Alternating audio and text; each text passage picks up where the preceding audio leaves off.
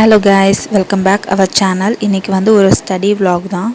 நான் பார்த்தீங்கன்னா 2025 group 4 எக்ஸாம்க்காக prepare பண்ணிக்கிட்டு இருக்கேன். ஸோ இப்போ சிலபஸ் வேறு சேஞ்ச் ஆகிருக்கு, சேஞ்ச் ஆகலை, அப்டேட்டட் தான் ஆகிருக்கு.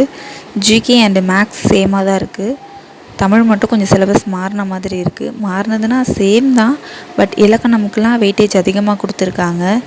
சிலபஸ் படி படிக்கிறதா புக் வைஸ் படிக்கிறதா நிறைய பேருக்கு நிறைய கன்ஃபியூஷன்ஸ்.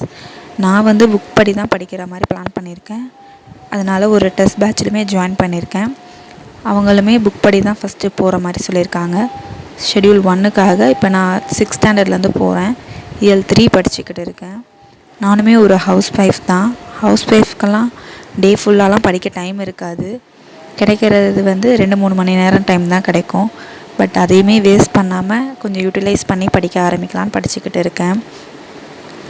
நீங்களுமே ஒரு ஹவுஸ் ஒய்ஃபாக இருக்கீங்க அப்படின்னா சிலபஸ் அண்ட் காம்படிஷனை நினச்சி வரி பண்ணாமல் படிக்க ஸ்டார்ட் பண்ணிவிடுங்க.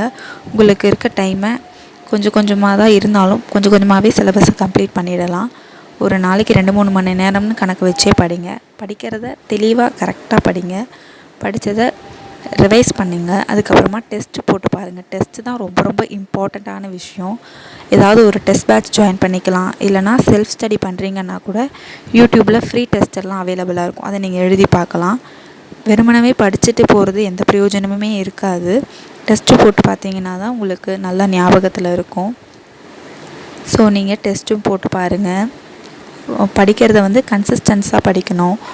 ரொம்ப கேப் விடாமல் டெய்லியுமே படிக்கணும். ஒரு நாள் கேப் ஆனாலும் மறுநாள்லேருந்து ரொம்ப கேப் எடுத்துக்காமல் படிக்க ஸ்டார்ட் பண்ணிடணும்.